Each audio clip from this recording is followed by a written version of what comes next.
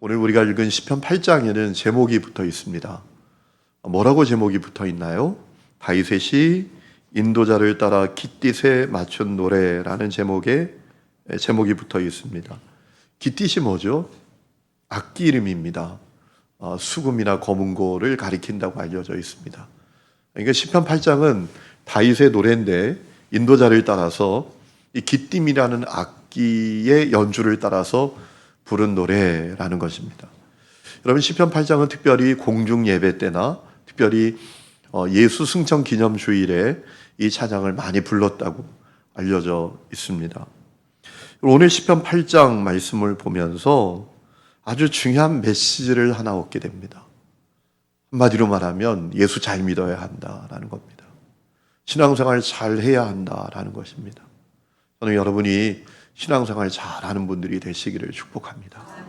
예수 잘 믿으시기를 축복합니다. 1절에 보면 다윗이 이렇게 고백합니다. 주님, 주님의 이름이 온 세상에서 가장 아름다운 이름입니다 라고 고백을 해요. 여호와 우리 주여, 주의 이름이 온 땅에 어찌 그리 아름다운지요. 주님, 주님의 이름이 온 세상에서 가장 아름다운 이름이에요 라고 선포했다라는 것이죠. 8절에도 반복되지요. 여호와 우리 주여, 주의 이름이 온 땅에 어찌 그리 아름다운지요. 여러분, 이름이라는 게 뭡니까? 한 사람의 인격과 존재와 성품과 됨됨이와 또 그의 어떤 그 인격 또 그의 이미지를 떠올리게 만드는 것 아닙니까?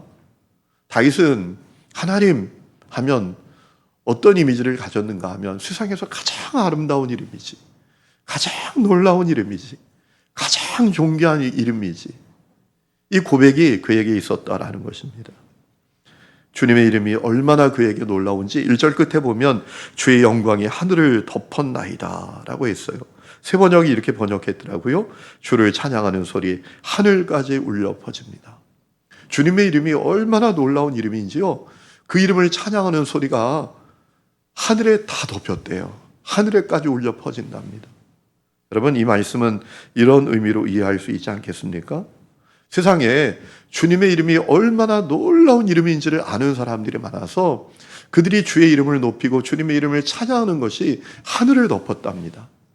하늘까지 울려 퍼졌다는 거예요. 그러면 우리가 질문을 가질 수 있죠. 나는 어떠냐? 라는 거예요. 나는 어떠냐?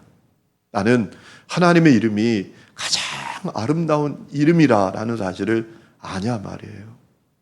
나는 하나님의 이름이 세상에서 가장 아름다운 이름이다라는 사실을 경험했냔 말입니다. 여러분, 우리가 어떤 사람의 이름이나 명칭을 들으면 어떤 느낌을 갖잖아요. 감정을 가지게 되잖아요. 여러분, 세계인들에게 가장 좋아하는 단어가 뭐냐고 물어봤더니 1등이 뭘까요? 어머니래요. 어머니, 엄마. 엄마라는 이름, 엄마라는 명칭을 들으면 어떤 마음이, 어떤 느낌이 드나요?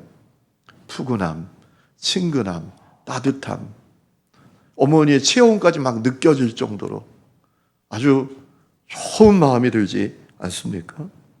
제가 군에 있을 때 화생방을 합니다. 화생방이 뭐냐면 가스실에 들어가는 거예요. 그러면 저 북한이 전쟁이 터지면 남쪽에 이 화학탄을 쏘아 보낸다라는 거예요. 그러면 이제 방독면을 쓰고 전투를 해야 되니까 방독면을 쓰는 것이 얼마나 중요한지를 가르쳐주는 훈련인데 단체로 가스실에 넣습니다. 이만한 가스실이에요. 들어가면 막 죽을 지경입니다. 눈물, 콧물 다 쏟아지고 심지어 거기서 군가를 불러야 돼요. 얼마나 힘드냐 하면 그런 친구들도 있어요. 막 이제 다 벽이 있는데요. 가끔 틈이 있거든요. 작은 틈. 얼마나 고통스러운지 막 조교들이 거기서 똑바로 서라고 때리는데도 그 벽에 가서 막 조그만 틈에다 숨을 쉬려고 애쓰는, 그럴 정도로 고통스러운 가스실에 집어넣어요. 그러다가 갑자기 문을 탁 반대편을 열고 뛰어나가! 그러면 막 죽자사자 뛰어나가죠. 그러면 나가서 이제 재직 훈련을 시키고 얼차려를 시키는데요. 엎드려 뻗쳐 그냥 원산 폭격, 그리고 엎드려서 누워서 다리 들었다 놨다 한참 이제 숨을 헐떡이게 만들어요. 이제 호흡을 해서 가스를 좀 빼기 위해서죠. 한참 그러다가 조교가 다 누워 그럽니다. 그리고 재창한다. 어머니의 은혜 나 실제 괴로 이 노래 부르면요 다 엉엉 울어요. 뭐 여기서 꺼이 꺼이 꺼이 그러면서 막 울어요. 어머니 그 이름이 얼마나 고맙고 따뜻하고 참 아름다운 이름인지를 그때 깨닫는 거죠. 야, 어머니가 얼마나 좋은 분이야. 그분에게 받은 은혜가 얼마나 커. 이런 마음을 갖는 것이지요. 여러분, 어머니라는 이름은 불러도 실증이 나지 않지 않습니까? 여러분, 다윗에게 하나님이 그런 분이셨다라는 것입니다. 주님의 이름이 세상에서 가장 아름다운 이름이에요. 가장 존귀한 이름이에요. 가장 놀라운 이름이에요. 그렇다면 여러분, 우리도 그 하나님의 이름이 우리에게도 너무나 놀라운 이름, 아름다운 이름이다라는 사실을 경험해 본 적이 있습니까? 여러분에게 하나님의 이름은 어떤 이름입니까? 하나님 하면 야, 하나님 내가 가장 좋아하는 이름이야. 가장 놀라워하는 이름이야. 가장 아름다운 이름이야. 이 고백이, 이 경험이 여러분에게 있습니까? 그 경험이 있기 때문에 여러분도 하늘까지 울려 퍼지는 찬양을 드려본 적이 있습니까?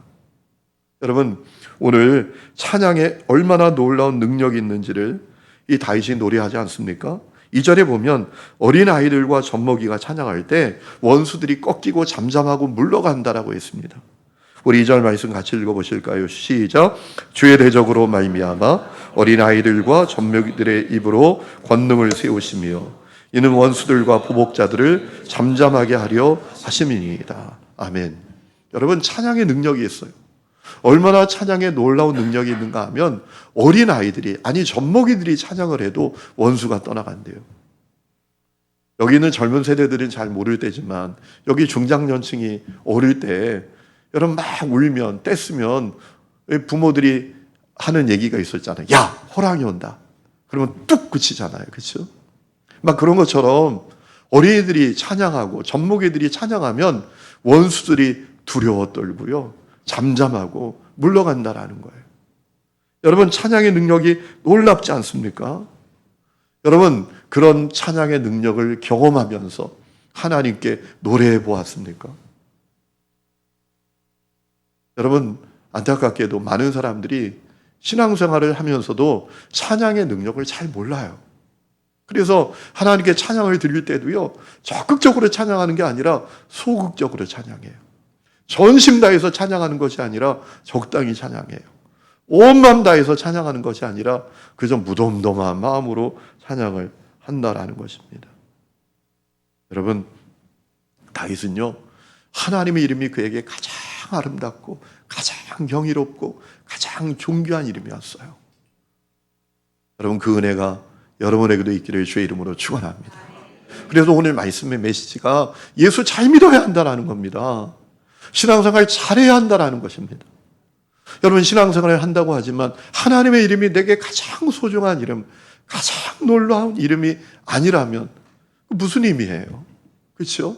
하나님 해도 그저 마음이 무덤덤하다면 그 신앙생활은 도대체 뭡니까? 가끔 그 아이돌 좋아하는 자매들이 조공을 바치는 것을 봅니다. 가끔 차들이 지나가면요, 차에 막 도배가 되어 있어요. 그 아이돌 얼굴, 뭐 누구야 사랑해, 그게 조공이라잖아요. 뭐 1억, 2억, 3억 뭐 모아서 바치는 것은 유도 아니라면서요. 여러분, 교회 안에도 그런 사람들이 있어요. 세상의 이름, 세상의 어떤 것들을 위해서는 흥분합니다. 막 가슴이 뛰어요. 그런데 하나님을 향해서는 그렇지 않아요. 여러분, 그런 분들이 교회 안에 많아요. 예배를 드려도 무덤덤하고 주님의 이름을 찬양하는데도 너무나 소극적으로 찬양하고. 여러분, 신앙생활 잘하는 은혜가 여러분에게 있기를 축원합니다. 자, 오늘 말씀을 보면 다윗이 주님의 이름이 왜 그렇게 온 땅에 가장 아름다운 이름, 놀라운 이름이라고 고백하는지, 또 그분을 찬양하는 소리가 하늘에 가득 찼다고 고백하는지 몇 가지 이유를 알 수가 있습니다. 여러분, 다윗이 하나님께서 창조하신 우주를 바라보면서 느끼는 것이 있었기 때문입니다. 여러분 3절에 보면 다윗이 주님께서 창조하신 하늘과 달과 별을 본다라고 했습니다. 3절에 이런 말씀이 있죠. 주의 손가락으로 만드신 주의 하늘과 주께서 베풀어 두신 달과 별들을 내가 보니라고 했습니다. 여러분 다윗이 하늘을 바라보고 해를 바라보고 달을 바라보고 별을 바라봤어요. 그리고 느낀 것이 있었습니다. 뭘 느꼈을까요? 생각하면 생각할수록 하나님은 경이로운 분이시다 라는 거예요. 우주를 바라보면서 하늘을 바라보면서 야, 하나님 정말 경이로운 분이셔. 이걸 그가 느끼게 되었다라는 겁니다. 그래서 그분의 이름이 가장 아름다운 이름, 경이로운 이름이라고 고백했다라는 거예요. 여러분, 우리가 하늘을 바라보면 어떤 느낌이 듭니까? 경이롭지 않습니까? 요즘 가을에 하늘을 보세요. 정말 아름답잖아요. 그렇죠? 그런데 아름답기만 한 게 아닙니다. 경이롭습니다. 여러분, 우주의 크기가 얼마나 될까요? 우리가 바라보는 하늘이 우주잖아요. 그죠? 우주의 크기가 얼마나 될까요? 제가 자료를 좀 찾아봤는데요. 우주는 두 가지 우주가 있대요. 우리가 관측 가능한 우주가 있고 관측하지 못하는 우주가 있대요. 그런데 관측 가능한 우주의 크기가 뭐냐 하면 우주 끝에서 우주 끝까지 약 390억 광년의 크기랍니다. 잘 실감이 안 나시죠? 1광년이 어떤 거냐 하면 빛이 1년 동안 날아가는 거리가 1광년이에요. 이래도 실감이 안 나시나요? 빛의 속도가 어떤 속도일까요?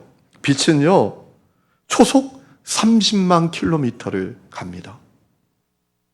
이것도 실감이 안 나죠? 대충 그래요.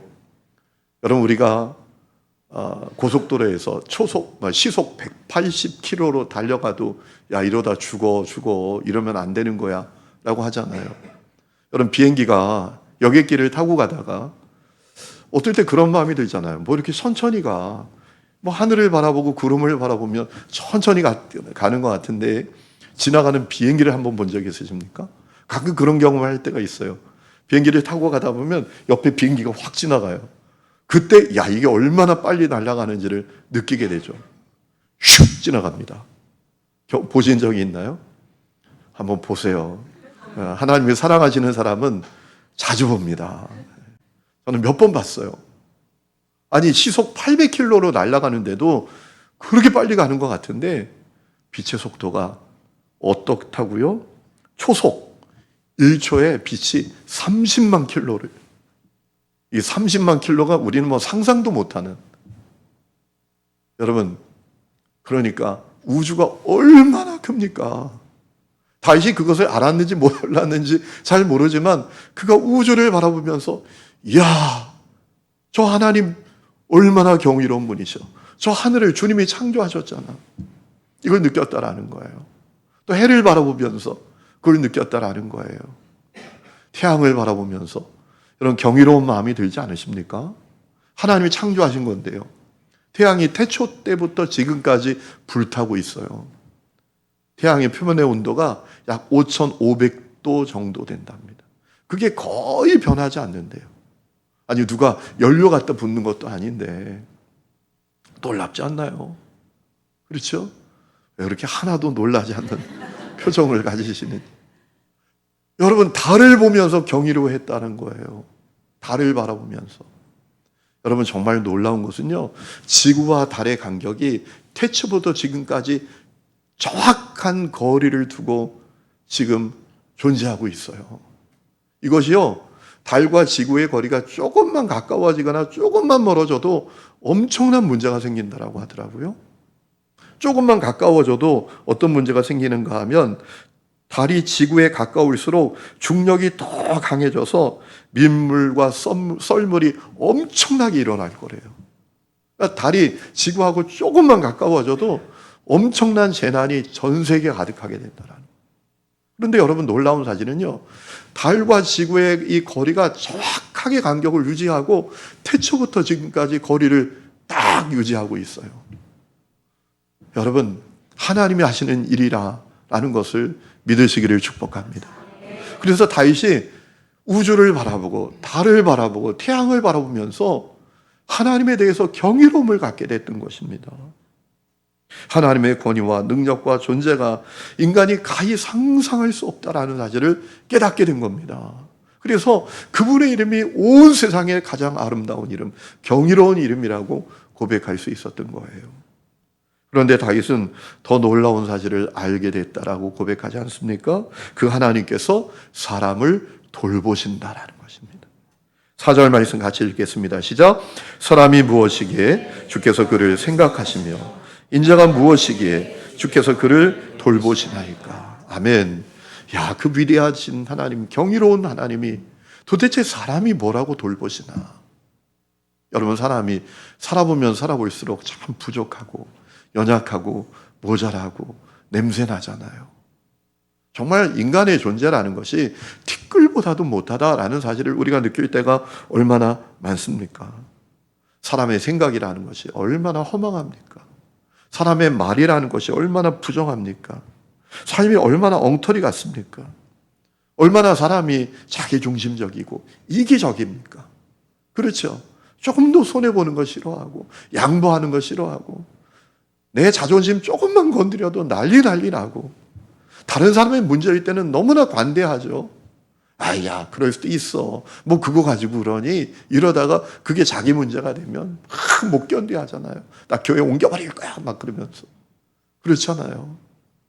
우리 인간이 얼마나 부족하고 못났어요.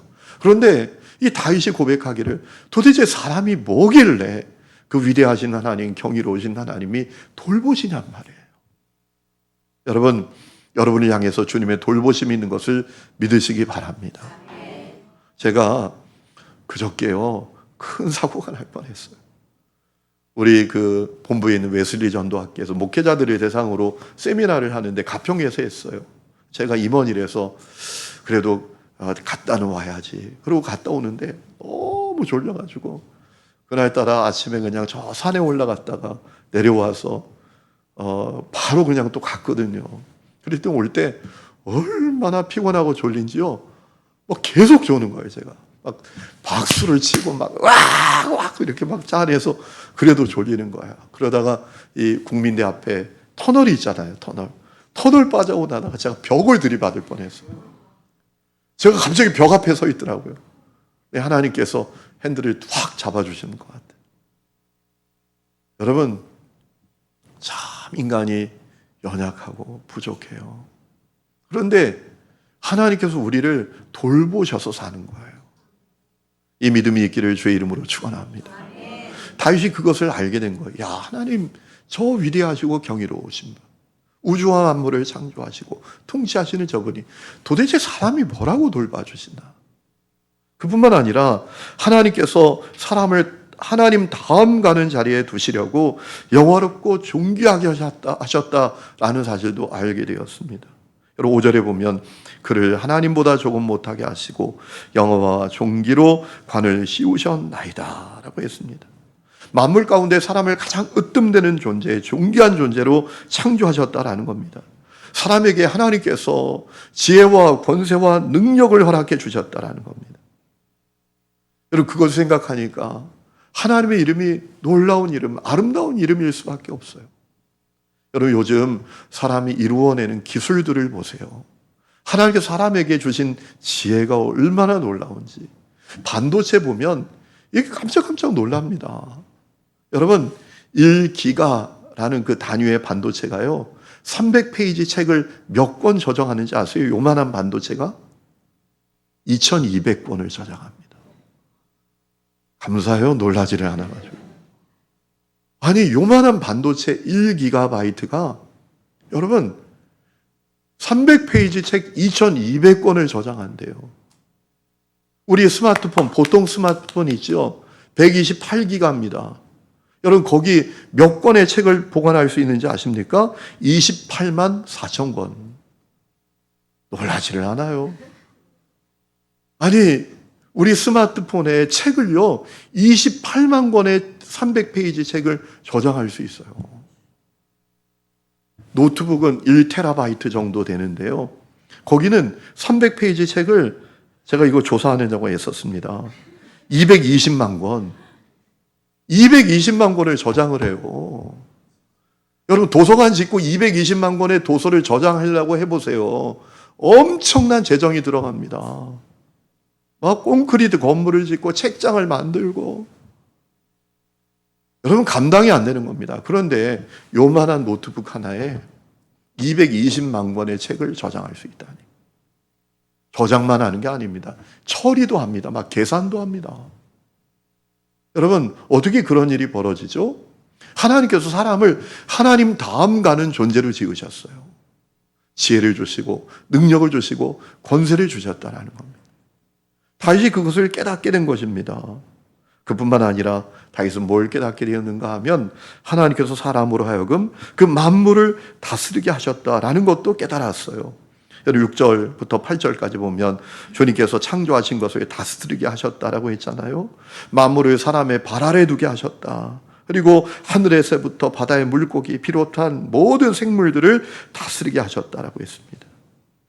그러니까 다윗이 중요한 사실을 깨닫게 된 겁니다. 하나님 창조의 초점이 누구에게 맞춰져 있는가? 사람이라는 겁니다. 사람을 위해서 만물을 창조해 주셨다라는 겁니다. 그리고 그것을 다스리게 하셨다라는 겁니다. 그러니까 여러분 다윗이 온 땅에 주님의 이름이 가장 아름다운 이름입니다. 사람이 무엇이기에 주님께서 사람을 생각하십니까? 라고 고백하지 않을 수 없었다라는 것입니다. 그런데 문제는 많은 사람들이 다윗이 바라보는 것을 바라보지 못합니다. 다윗이 아는 것을 알지 못합니다. 그리고 하나님의 권위에 도전하기도 하고 하나님께서 주신 권위를 남용하기도 합니다. 하나님께서 세우신 창조물들을 파괴하고 공격하고 사람과의 관계를 깨트리기도 하고 자기가 하나님 자리에 앉아서 더럽고 추악한 모습으로 살아갈 때가 많습니다. 하나님께서 사람에게 가장 존귀하고 고귀한 정체성과 존재를 허락해 주셨는데 그걸 더럽히며 살아가는 경우들이 얼마나 많은지 모릅니다. 어젠가요? 제 아내하고 어느 식당에 가서 밥을 먹었는데 제 아내가 갑자기 화장실 갔다 오더니 깜짝 놀라요. 어우 막 그래요. 왜 그래? 그랬더니 아니 아주 참하게 생긴 자매가 그 화장실에서 나오더래요. 나오면서 욕이에요. 손 씻으면서 욕이고 문 열고 나면서 나가면서 또 욕이고 아니 말도 안 되는 욕을 그냥 계속 혼자서 화장실에 나가면서 XX 막 손 씻으면서 욕하고 화장실 또 문을 열고 나가면서 욕하고 너무 안타깝더래요. 참 생긴 것은 너무 참하게 생겼는데 왜 그러지? 여보 그냥 하나님께 맡겨 걱정하지 말고 그래서 늙어. 제가 그랬던 적이 있어요. 여러분 왜 그런 거죠? 사람들이 왜 그렇게 사는 거죠?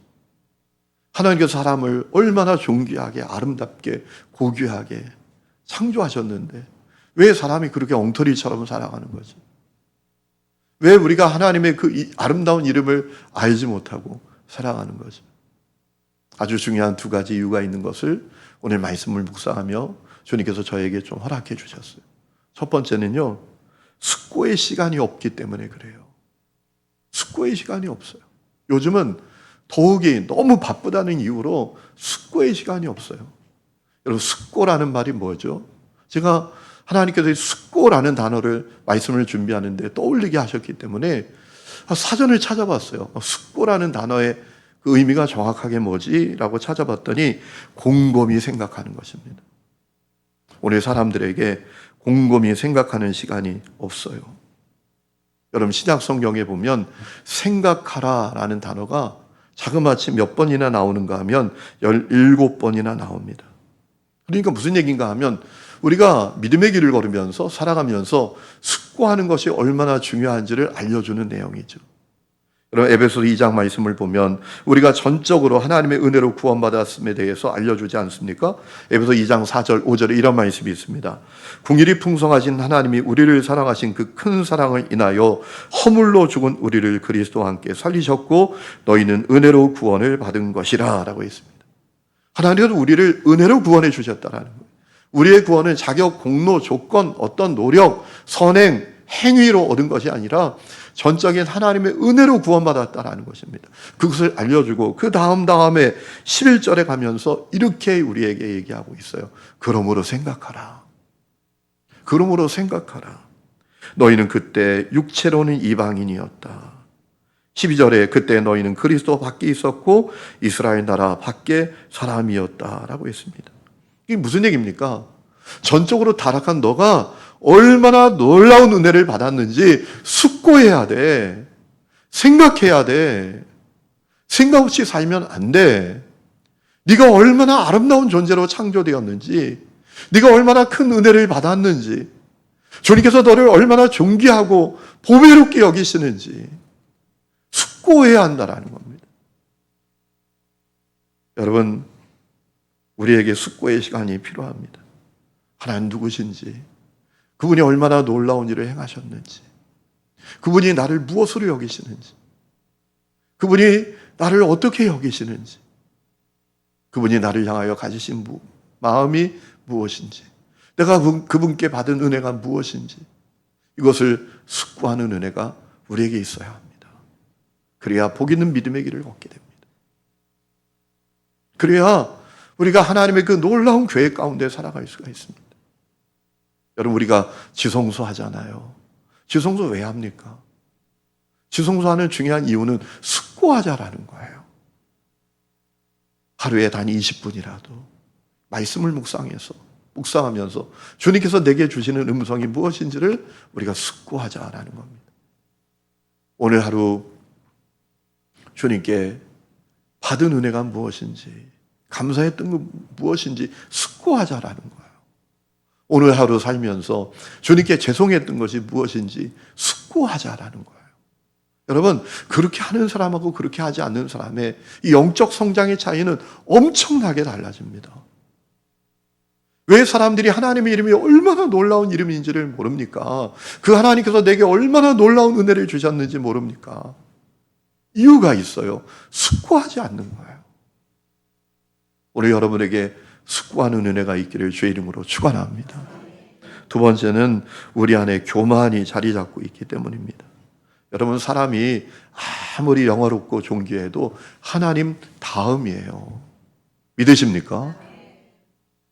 하나님의 창조물일 뿐이에요. 피조물일 뿐입니다. 여러분, 사람이 가진 모든 것은 하나님께로부터 받은 것입니다. 사람은 오직 하나님의 통치와 하나님의 도움 아래에서만 살 수가 있습니다. 하나님 없는 인생은 아무것도 아닙니다. 내가 대단한 것 같아도 하나님 없는 내 인생은 빈그물일 뿐이에요. 여러분, 우리 1절 말씀을 보면 다시 이렇게 고백하잖아요. 여호와 우리 주여라고 할 때 주라는 단어가 원문을 보면 아도나이입니다. 따라해 봅시다. 아도나이. 하나님을 가리키는 표현인데요. 소유자, 주인이라는 뜻을 갖고 있어요. 그런데 여러분, 시편 8장을 쭉 읽어보면 이 주라는 단어가 도대체 몇 번이나 나오는지 아십니까? 12번이나 나와요. 이것이 의미하는 바가 있지요. 하나님은 모든 인생의 주인이시고 소유자이시다라는 것입니다. 하지만 여러분, 안타깝게도 인간의 마음이 교만해져서 주인이신 하나님을 몰라봐요. 그 하나님을 원하지 않아요. 찾지 않아요. 구하지 않아요. 그 하나님의 도움 없이도 얼마든지 살 수 있다고 생각해요. 교회 다녀도 마찬가지예요. 그래서 기도할 것은 기도하고 기도하지 않을 것은 기도하지 않고 살아가죠. 우리 삶의 모든 것이 다 기도 제목인데 말이에요. 우리에게 절대로 하나님의 도움이 필요한데 말이에요. 인간의 마음이 교만해져서 하나님의 이름이 얼마나 놀랍고 위대하고 아름다운 이름인지, 그분께서 나에게 얼마나 놀라운 은혜를 베풀어 주시고 나를 도와주시는지를 잘 모르는 거예요. 그래서 우리가 엉터리처럼 살아가고요, 하나님과 멀어지고요, 정말 하나님의 근심으로 살아갈 때가 많은 것입니다. 여러분, 저는 우리 하나님교회 성도들이 날마다 우리의 교만을 쳐서 깨트리고 주님께 우리 자신을 복종시키는 분들이 되시기를 축원합니다. 우리 안에 다 교만이 있어요. 우리 안에 교만의 죄성이 다 있습니다. 날마다 이것을 깨트려야 돼요. 나 자신을 하나님께 복종시켜야 돼요. 그리고 하나님을 바라보아야 돼요. 오늘 저는 기도의 제목이 하나 생겼어요. 하나님, 우리 하느님 교회 성도들이 이 다윗의 고백을 갖게 해주세요. 하나님의 이름이 최고입니다. 하나님의 이름이 내 평생 가장 아름다운 이름입니다. 온 세상에 가장 아름다운 이름입니다. 나를 향한 하나님의 은혜가 놀랍습니다. 나를 돌봐주시고 인도해 주시고 도와주시고.